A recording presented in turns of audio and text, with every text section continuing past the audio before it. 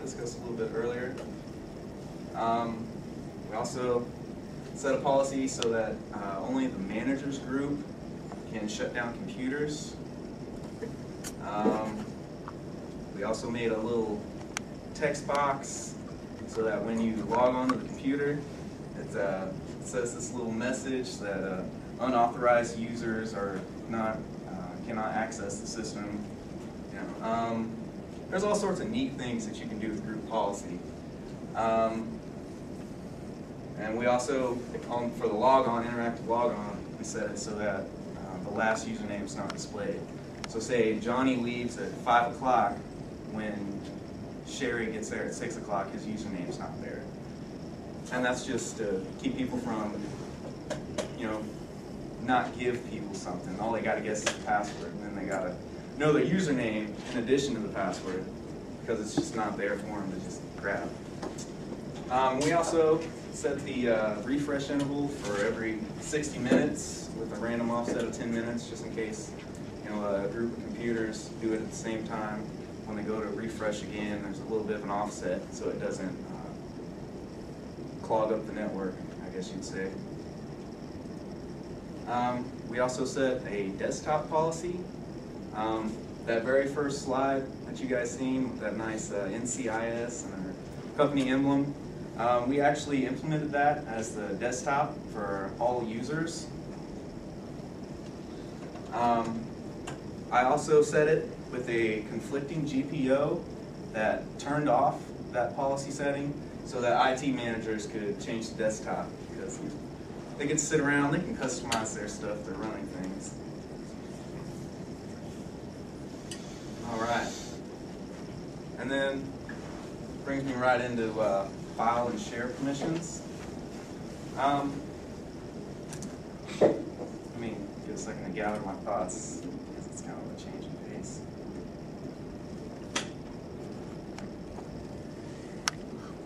Okay. When you share a file over the network or a folder, you have to set permissions for it, for somebody to be able to access it. You have to set both file and share permissions, so that you know, to limit who can access that file. When you set the share permissions, like when you go into the properties of the object and then you click on the share tab, you would click the radio button that says share this file or folder, and then you pick a name for it, and then there's a little permissions button that you can assign, and you can set users and groups to be able to access that resource. And inside the share permissions, there are only 3 options that you can check: full control, change, and read. Just got bright in here. Okay, it's pretty self-explanatory what all that means. NTFS permissions are broad, and there's even an advanced tab where you can set tons of special permissions on a certain folder.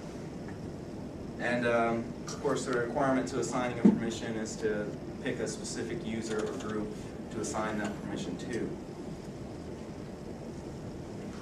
And Microsoft recommends, when you're using NTFS permissions, that you use the AGDLP method.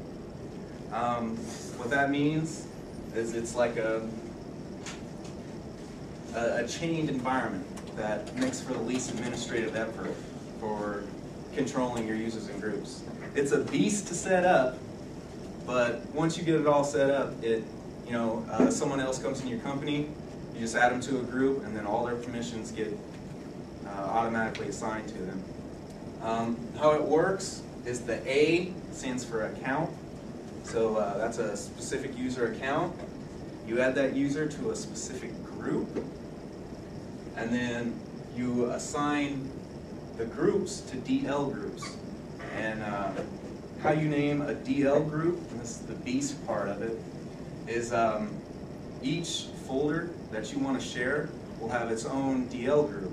And the level of control that you want to have will also have its own separate DL group.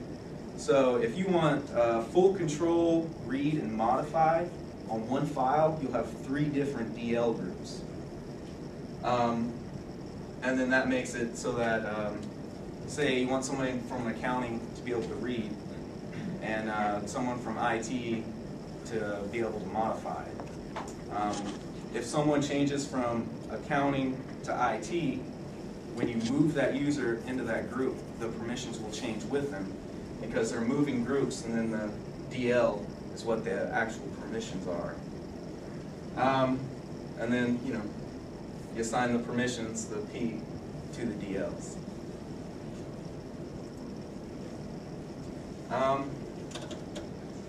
And this is actually going over the network using the, Universal Naming Convention. If you guys don't know, it's I'm pretty sure everybody's seen it. I'm right up here anyway.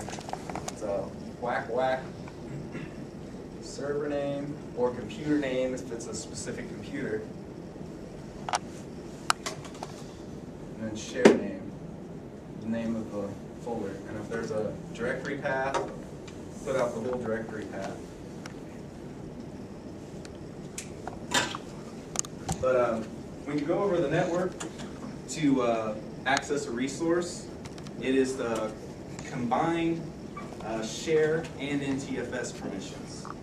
So if you have full control as an NTFS permission and only read as the share permission, you can only read that file. Or if you have full control as a share permission and only read as an NTFS permission, you can only read as well. That's exactly what the slide says. Awesome. Okay. And then NTFS, I'm going to talk a little more about the specifics of it. NTFS permissions have the inheritance rule. So as you're up in the file directory structure and you assign something to be shared, everything inside of that container will also be shared. And that also works for the permissions. If you assign an object high in the file structure with a full control permission, then all objects underneath of that object will have full control permissions as well, unless you go in and change it. You can block inheritance with NTFS permissions, and when you do so, you have a couple of options. You can delete the inherited permissions and start it fresh. But be careful when you do that because it does delete all permissions, and you must assign some group the permission to use that folder, or else it's unusable. Nobody will be able to access it because everything is blank. And that moves me right into what implicit permissions are. So like, if a permission is not specified, then it's implicitly denied. So if you don't have a checkbox for allow, you don't get that permission. I think that moves me, right into where I need to be. If you ever have the deny box checked for a specific folder, that user will not have access. It doesn't matter what's going on, they're not going to have access. If there is no box, if the box for deny is not checked and allow is checked, of course they get allowed. And then I get to talking about the inheritance, and this is where it gets confusing. So if you have an object that is inherited to allow it, and that'll mean that the permission box will be grayed out and have a check in it for allow. If you explicitly deny them, the first rule applies, they get denied. But however, if you have an object that inherits deny, and it's grayed out in the checkbox for the deny field, and you check allow, they will be allowed, because that's called an explicit allow. However, if you combine the two rules, and you end up with another child object that gets inherited allow and inherited deny, they get denied, because the deny box is checked, and that takes precedence over allow.